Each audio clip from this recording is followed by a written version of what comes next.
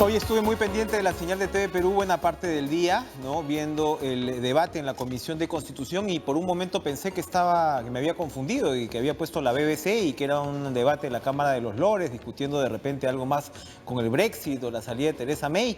Y no, era definitivamente el debate de la Comisión de Constitución, que reconozco, repito, me pareció sorprendente, con un nivel bastante alturado, discusiones constitucionales, ¿no?, que se fueron resolviendo a lo largo de estas 7 horas, aclaraciones por parte de los ministros presentes, por parte de Salvador del Solar y de Vicente Ceballos, el titular de Justicia, y bueno, respondían los congresistas, incluso Miguel Torres, la señora Luz Salgado, tomé nota por acá, Úrsula Letona, ¿no?, congresistas del fujimorismo, Luis Iberico, el señor Meléndez, el señor Elías Rodríguez, cada uno tuvo pues opiniones y críticas, fueron más allá de lo que se estaba discutiendo, que era puntualmente el proyecto de ley sobre impedimento de candidaturas que tengan pues sentencia en primera instancia.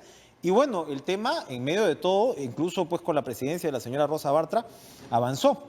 Y para comentar lo que fue esta prolongada, pero creo yo productiva sesión, se encuentra precisamente con nosotros el ministro de Justicia, Vicente Ceballos, que no sé si tenga esa opinión tan optimista en medio de toda esta situación, pues en todo caso tensa que hemos vivido en las últimas semanas. Ministro, gracias por estar con nosotros. Enrique, buenas noches, muy amable por la atención. Y comparto su apreciación. Creo que estas son las formas democráticas en las cuales debe desarrollarse un trabajo en una comisión, y sobre todo cuando hay dos invitados, en este caso el Premier y mi persona en mi condición de ministro de Justicia. La democracia, el contraste de criterios no tiene por qué acudir a descalificativos o adjetivos, muy por el contrario. Los puntos de vista, por más contrastables que sean, o contrapuestos en todo caso, pero siempre tiene que buscarse un nivel de mutuo respeto y al final de cabo de entendimiento, porque en democracia se construyen, se mejoran propuestas, alternativas, y eso es lo que ha acontecido el día de hoy. Y parto por un hecho importante. Si bien como ministro de Justicia ya me presenté el día viernes pasado para sustentar el proyecto relacionado a impedimentos, sin embargo estaba pendiente la presentación del Premier, porque él había peticionado el martes pasado lo que es la cuestión de confianza. Y obviamente, con el perdón de la expresión, había que aterrizar, es decir, ir a la Comisión de Constitución y explicarle en qué consisten estos 6 proyectos. Y efectivamente hoy se ha abocado a hacer esta exposición y argumentación, y producto de ello el debate ha sido bastante amplio. Usted bien lo ha dicho. Claro, incluso más allá de los temas planteados en la cuestión de confianza, ¿no? Porque había algunas posiciones que tenían una mirada integral, otras propuestas hablaban, ¿por qué no?, de reforma del Estado, no solamente de reforma política, o sea, bienvenido. Gilbert Violeta dijo, no, que los gerentes, entonces si los congresistas no se les deja, pero entonces los gerentes pueden ser los corruptos, en fin, ya se abarcaba y fíjese casi todo. Cuán importantes, porque no ha habido tema que tiene su lógica, y también nos demuestra que el Parlamento tiene una agenda propia que trabajar. Y hoy día han surgido argumentos por doquier que ponen en manifiesto que el país está esperando ejes temáticos fundamentales y que pueden nacer del propio impulso del Congreso de la República. Ahora, a ver, para entrar en porque al final se ha votado y ha pasado, ¿con cuántos votos los tiene en la cabeza? No lo tengo a la fecha, estuve en otra comisión. Estuvo en la Comisión de Justicia, Así lo es. usted. Ok, pero entonces el proyecto de ley es el 4190, ¿no?, del que hemos hablado hoy, donde cito el discurso de Salvador del Solar, ¿no? Es proyecto de ley de reforma constitucional que modifica el artículo 34 de la Constitución sobre impedimentos para ser candidato, ¿no? La esencia de este proyecto radica en impedir que quienes se encuentren condenados en primera instancia por delitos dolosos con pena privativa de la libertad mayor a 4 años puedan ser candidatos. ¿Se ha respetado esta esencia? A ver. Primero, el debate ha sido amplio, no es del día de hoy, es del día viernes. Así es. Es más, ayer se reunió un grupo técnico, ¿no? La propuesta del Ejecutivo reúne unos aspectos muy puntuales. Primero, impedimentos. Segundo, que tengan carácter constitucional. Tercero, apenas mayores a 4 años. Y cuarto, que sea sentencia en primera instancia. De los 4 se han recogido 3, porque en lo que respecta a los tipos penales, esto debe ser predeterminados en una ley de desarrollo. Es decir, con esto se liberan los 4 años como mínimo. La pregunta es, ¿y por qué 4? ¿Por qué no 5? Porque con la aplicación del Código Procesal Penal se establecen 4 años como límite para que el juez discrecionalmente pueda determinar comparecencia o mandato de detención. Se ha usado ese formato, ¿no? Entonces, sin embargo, el día de hoy, como le reitero, se ha corregido y se ha hecho un añadido. No va en el 34, sino 34A. Es un avance, ¿correcto? Y lo segundo, que a última hora se forzó las cosas y se trató de incorporar una figura que no había sido parte del debate. Por ahí hubo un comentario aislado, pero aislado, que no generó mayor consenso, ¿no? Es que también, para el ingreso o el acceso a la función pública, sea por concurso u otra metodología, también debería exigirse este tipo de impedimentos. Y obviamente cuando hablamos del 34, estamos hablando del sufragio pasivo, o sea, quienes están imposibilitados de participar. No tiene nada que ver con acceso a la función pública. Entonces, pareciera es otro cantar. Es otro cantar. La intención no parece mala. Exactamente, ¿no? ¿No? Sin embargo, al final se persistió, pero se lo desglosó, ya no se lo emparejó al 34, sino más bien se modificó el artículo 39, pero con una corrección, ¿no? Solamente para los cargos de confianza, no para todos los demás cargos. Ya. Entonces, no deja de ser un avance interesante, ¿no? Pero no pasemos por una alto. innovación, vamos Exactamente. Habrá que entender lo que hace. Pero se respetó lo que ustedes pedían en términos estrictos. Ahora, lo otro, esta es una primera fase, porque todavía queda pendiente lo que es la discusión en el Pleno del Congreso y muchas cosas o muchos dictámenes se han corregido en el Pleno del Congreso. Nosotros, en principio, estamos convencidos que los 4 años, como en cierta forma un estándar para todo, era lo pertinente. Sin embargo, la Comisión ha visto que esto se determine por una ley de desarrollo. Seguiremos discutiendo, porque esto se ha aprobado a últimas horas de la tarde. Entonces, creo que es un avance. Me parece que mañana continúan las sesiones con otros temas también abordados en las iniciativas del Ejecutivo. ¿Cuál es el tema que seguiría, los temas relacionados con la cuestión de confianza me refiero, que seguiría en términos de votación de dictamen ya en la comisión? Sí, el día miércoles, apenas se nos otorgó la cuestión de confianza, sesionó la Comisión de Constitución y algo muy singular. Se dio una conferencia de prensa alrededor de las 5 de la tarde, los integrantes de la comisión, encabezados por su presidenta, Rosa Bartra, no era muy usual. Y entendemos que ahí se recogía la cuestión de confianza y a efecto de ello hacían suyo las propuestas y establecieron un orden de prioridades.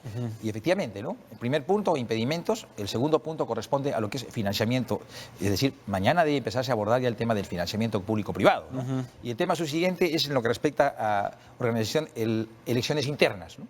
El último tema, y entiendo que la estructura se ha dado mirando del tema del menos grave al más grave. El más complicado, obviamente, resulta el tema de la inmunidad. Lo han dejado como sexto punto a tratarse. Ahora, para ir en el orden que usted nos está planteando en el cronograma, el proyecto de ley que sigue entonces es el 4189. Exactamente, ¿no? Que modifica e incorpora diversos artículos al título sexto de la ley 28094 de organizaciones políticas y de la ley 30424 que regula la responsabilidad administrativa de las personas jurídicas por el delito de cohecho activo transnacional e incorpora artículos en el Código Penal referidos al financiamiento de organizaciones políticas. Vuelvo, la esencia está en la tipificación de los delitos de financiamiento indebido de organizaciones políticas y de falseamiento de información sobre aportaciones, ingresos y gastos de organizaciones políticas, así como en la obligación de las organizaciones políticas de presentar 2 reportes de gasto durante las campañas electorales. ¿Esto no es de alguna manera un desarrollo de lo que vimos en el referéndum? Porque acá no hay modificación constitucional, ¿no? Efectivamente, eso como que votamos por la letra grande y aquí estamos entrando al detalle. Efectivamente. El 9 de diciembre acudimos a lo que es el referéndum y modificaciones de textos constitucionales. Y en este caso se precisó de mejor manera el desarrollo constitucional en lo que respecta al financiamiento. Y obviamente hablamos de desarrollo, o sea, está bien. Sabemos perfectamente que el marco constitucional es de carácter genérico, correcto, muy principista, diríamos. Entonces, la particularidad, el detalle, tiene que darse a través de una ley. Y justamente es el proyecto de ley 4189, donde usted bien lo ha precisado. Son 3 componentes esenciales, diríamos, ¿no? Insistiendo en el concepto de estas últimas semanas. Sí. Primero, la tipificación del financiamiento indebido. Segundo, la tipificación como delito, obviamente, del falseamiento de la información. Y tercero, lo que fue excluido, porque ya existía antes, ¿no? Y lo que es la rendición de cuentas. O sea, antes existía la rendición de cuentas tanto en el proceso eleccionario como en etapas no eleccionarias. Bueno, una modificación normativa de hace un año atrás excluyó que haya rendición de cuentas en pleno proceso electoral. Ahora lo que se está haciendo es restituyéndolo. Y obviamente me parece sumamente pertinente este aporte que hace el Poder Ejecutivo a través de la iniciativa, porque transparenta. Hoy día el cuello de botella de la corrupción en el sistema político es justamente la corruptela, el sistema oscuro. Para ir a lo inmediato, el caso de Luis Castañeda ahora mismo, que es un caso que está en la coyuntura, ¿no? Y alguien lo ha dicho con mucha propiedad, ¿no? La corrupción en el sistema político empieza desde las campañas electorales.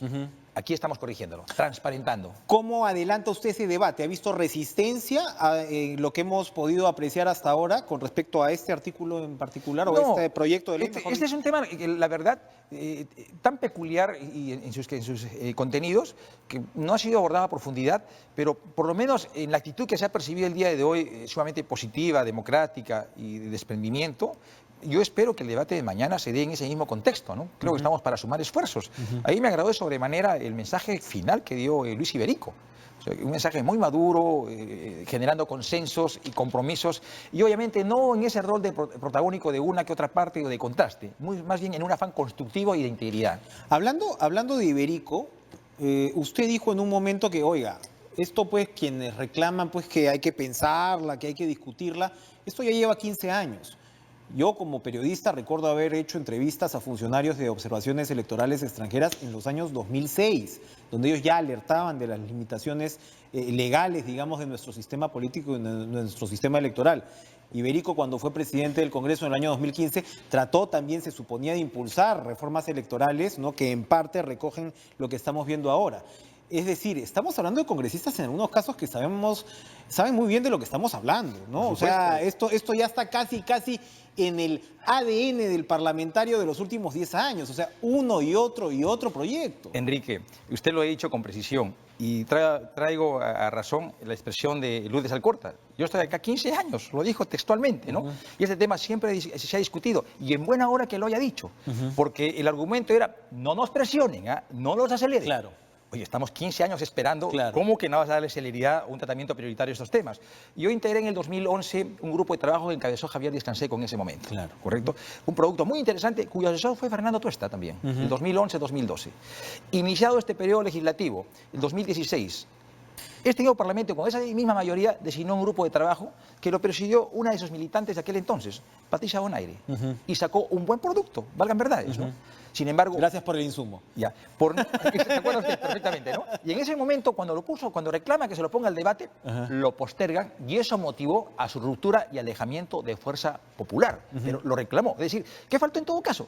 Faltó la voluntad política. Ahora, esta reforma es de larga data añorada y de una u otra manera creo que esta es la oportunidad. Ahora, no quiero ser porque hay que darle al César lo que es del César también, ¿no? Y yo creo que hemos visto un debate parlamentario alturado hoy, ¿no? Independientemente del estímulo, de la cuestión de confianza o lo que fuera, pero por momentos sí parecía, uno veía cómo resolvían los congresistas sus dudas, ¿no? Un bálsamo, dijo Miki Torres, ¿no? Estamos acá recibiendo un bálsamo porque estaban contenidas las expectativas de aclarar, pero en algunos casos parecía que efectivamente los congresistas no habían leído con mucho detalle los proyectos de ley, ¿no? O sea, como que recién se están enterando. Es que ha habido 3 escenarios diferentes y bastante extraños, don Enrique. El día viernes se discutió específicamente el tema de impedimento. Hoy día yo el Premier explicar los 6 proyectos, ¿correcto? Sin embargo, inicialmente el presidente presentó 12 proyectos. Así es. Entonces, digo, son 3 escenarios diferentes. Los 12 proyectos, los 6 proyectos que ha presentado el Ejecutivo como prioridad y parte de la cuestión de confianza, y dentro de esos 6 ejes temáticos que ha calificado como núcleo esencial, ¿correcto? Sin embargo, en el calor del debate, todo un poquito que se desdibujó y abordaban los 6, los ejes temáticos o los 12. Exacto. Pero fue interesante, saludable el debate porque nos permitió un análisis integral que nos daba mayor coherencia. ¿No les gusta el tema de la segunda vuelta? ¿No? De elegir al Congreso en la segunda vuelta, que otra vez tuvo una intervención bien interesante hace algunos días en este programa donde explicaba, y creo que Salvador del Solar dijo algo al respecto, el sistema francés, ¿no? Así es. Que te demuestra cómo ahí, mira, tu segunda vuelta, o sea, tienes tu primera vuelta, tu segunda vuelta presidencial, y un mes después la elección de la Asamblea, y aún así el estándar es que entren 8 o 9 bancadas, ¿no? Es decir, esto no es que esto se atomice, pues, sencillamente los 2 candidatos, aún así sabiendo quién es el presidente de la República, ¿no? Entonces no hay evidencia para decir, y eso lo convence hasta uno, que uno, claro, en principio, pero lo que ocurre, ministro, es que usualmente se subestima al elector. Pero eso es lo que pasa, que se subestima al elector y el elector una y otra vez nos da lecciones de una sofisticación del voto que de repente pues se va eliminando en este tipo de lugares comunes, ¿no? Mira, aquí hay un tema muy importante. ¿Cuán necesario es que acudamos a un trabajo de sensibilización? Muchos se enteran, inclusive la clase política también, por alguna nota periodística o un titular. Pero a profundidad, y cuando usted menciona a Fernando Tuesta, que vi esa entrevista, obviamente él ha sido el impulsor, presidía la comisión de alto nivel, Claro. obviamente es el dueño de los Es el proyectos de padre, ley. más o menos el padre de la criatura. Exactamente. Entonces, ese tío los explica de manera didáctica y la ciudadanía lo empieza a entender, a ver sus alcances, sus contenidos, en qué me beneficia, en qué me desmerece, me daba la oportunidad de ejercitar una mejor acción ciudadana, o sea, informándonos. Y a veces estamos relegando esto por temas secundarios. Y debemos empezar por casa, por el Parlamento. O sea, el día de hoy, sin desmerecer a nadie, ha sido, como usted bien lo ha dicho, un debate bastante saludable. Pero había también preguntas muy elementales. Sí, claro. Que estaban en los propios claro. proyectos. No, claro. Y intervenciones de congresistas que no tenían nada que ver, y en fin, reforma del Estado, lo que usted señala. Pero, ok, este tema de la segunda vuelta no es parte de la cuestión de confianza. Así es. Como lo recordó del Solar, el tema de los contrapesos presidenciales legislativos, que tampoco gustan a muchos congresistas, que también hay una respuesta para eso, tampoco es parte de la cuestión de confianza. Pero lo que sí es parte de la cuestión de confianza, y creo que usted ha dicho que es el siguiente proyecto, es el 4187, que modifica la ley de organizaciones políticas, regula la democracia interna y promueve la participación ciudadana en el proceso de selección de candidatos. Varios congresistas le tienen fobia al tema de que haya una elección abierta, obligatoria, es decir, como una elección general, pero una suerte de primarias, Así es. donde el ciudadano escoja por qué partido va a votar para la lista de candidatos al Congreso y para la candidatura a la presidencia de la República. No les gusta. Se ha hablado desde clubes electorales, que lo ha hecho Mauricio Mulder. Hoy Elías Rodríguez de Lapra también dijo, ¿no? Va a ser muy difícil pues que la gente salga, ¿no?, a votar. Pero en realidad, otra vez, ¿no?, lo que se señala es que estás hablando de un padrón de 24 millones. Es muy difícil que haya fraudes, que haya manipulaciones. ¿Cómo cree que va a ser ese debate? Porque ahí sí veo que el Ejecutivo puede tener problemas para llegar a aprobar ese proyecto de ley. Enrique, solamente hice una reflexión que quiero Sí. reiterarle ahora en la tarde en la comisión. Hoy hay elecciones por doquier. Hay más competidores, hay más candidatos, ¿correcto? Y hay más medios.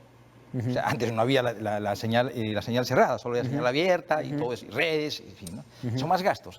Pero de contraste, hay menos militantes y hay menos ingresos. ¿Qué hacemos? Entonces, esta es parte de una respuesta. Ahora, hablamos de las elecciones internas.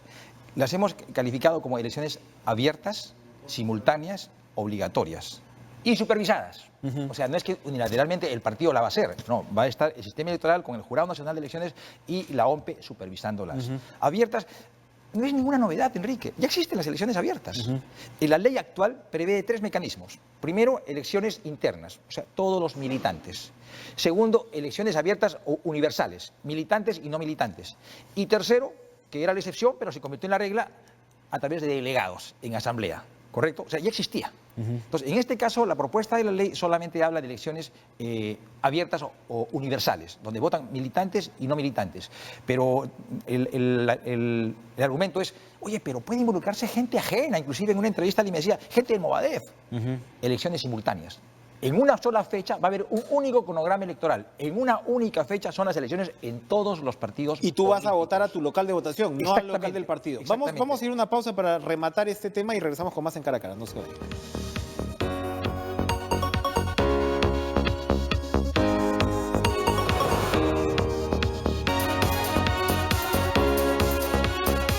Bueno, acá estamos tratando de entender y aprendiendo también con el ministro Vicente Ceballos la naturaleza de esta reforma, porque acabamos de comentarlo, señor Ceballos, sobre el tema de democracia interna, ¿no?, que ya hemos dicho cuál va a ser esta mecánica de elecciones abiertas, pero resulta que es en el de la modificación de la Ley Orgánica de Elecciones respecto al Sistema Electoral Nacional, es decir, el 4186, que tiene el tema de alternancia y paridad. Es en ese donde se elimina también el voto preferencial en el caso de las elecciones generales. Porque, a ver, repitamos, va a ir el ciudadano, yo, Enrique Chávez, escojo por qué partido o partidos, porque puedo cruzar. Puedo votar por Congreso y votar por presidente, Así es. ¿verdad? Por las candidaturas. Y allí se supone que yo ejerzo mi opción de voto preferencial. Es decir, ahí voy a escoger a quien yo quisiera que esté en un sitio preferencial, valga la redundancia, en la lista para el Congreso. Pero ya en la elección general ya no voy a votar preferencial. Y esa eliminación del preferencial en la general está en este segundo proyecto de ley del que acabo de describir. El origen Eso tampoco les gusta, alternancia, paridad, voto preferencial. ¿Cómo mide usted las aguas ahí? Costó mucho, Enrique, introducir el voto preferencial, porque rompió el viejo caciquismo partidario. O sea, era el dueño del partido, el líder del partido que establecía el orden de prioridad. Tú vas primero, tú vas segundo, Claro. tú vas tercero. Bueno, eso En se muchos rompió. casos, pero era Ya. tú vas primero, tú vas Ahora, segundo y tú vas tercero. con el voto preferencial, ¿ahora cuál es? También podría darse esa lógica, ¿no? ¿Ahora cuál es? Ya, usted, partido, ponga el número que quiera, pero es el ciudadano quien elige, de acuerdo a un número, cómo se le estructura el orden. El número 30 puede convertirse, por el voto preferencial, en el número 1. Fue mi caso. Yo era el número 3, al final quedé el número 1. Mi representación solo calificó un congresista por Moquegua, a quien represento, ¿no? Se revirtió.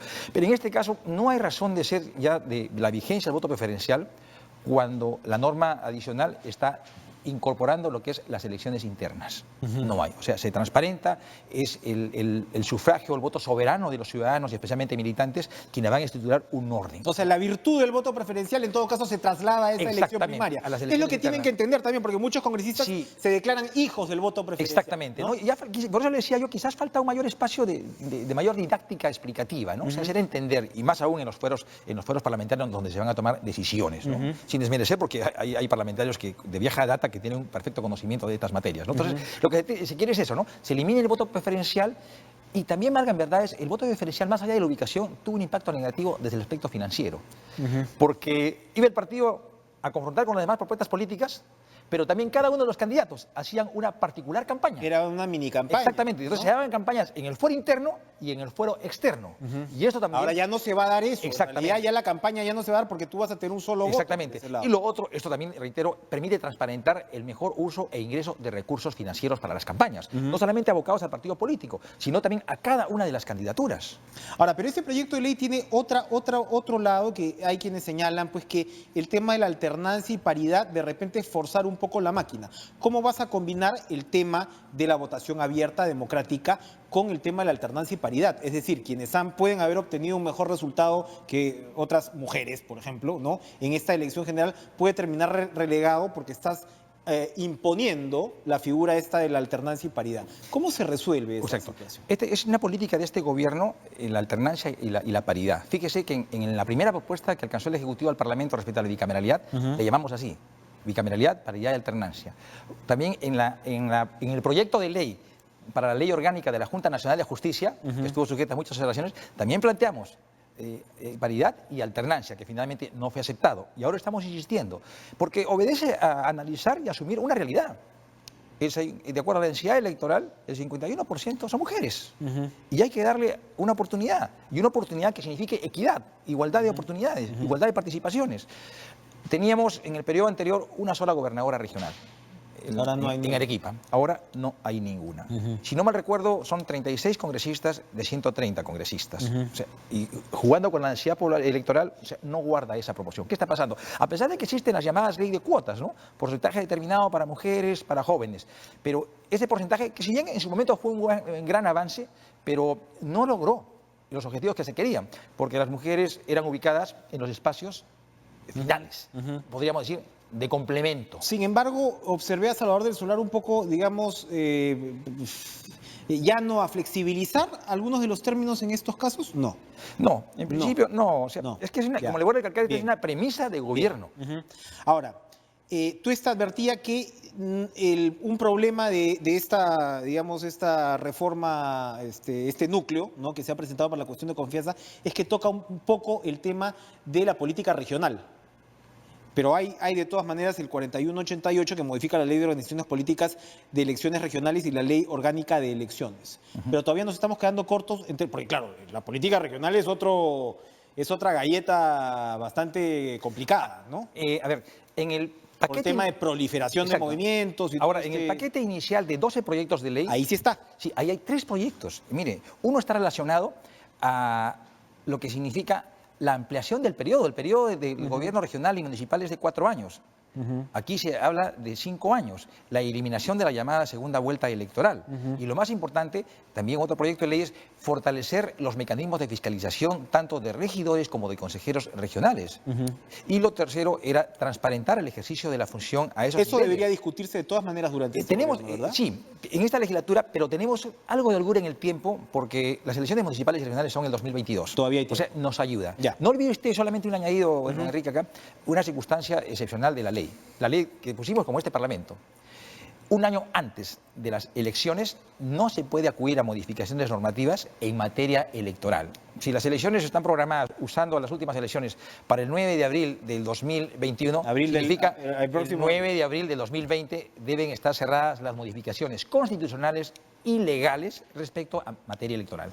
Bueno, hay tiempo. Para rematar con el tema de inmunidad, Gino Costa hablaba precisamente, ¿no?, de cómo son más o menos, es un porcentaje muy pequeño de sentencias que se corrigen en segunda instancia, ¿no? El 70%, ¿no?, de apeladas, que es un porcentaje menor, ¿no?, hacen firme la decisión de la primera instancia. O sea, estamos hablando en realidad de un 10-11% de sentencias que al final cambian Son en segunda revocadas. instancia. Eso parece ser que también puede convencer a varios congresistas, ¿verdad? Sí, y más aún un argumento interesante, si no me recuerdo, del congresista Galarreta, que decía, pero estamos hablando del 1.94%.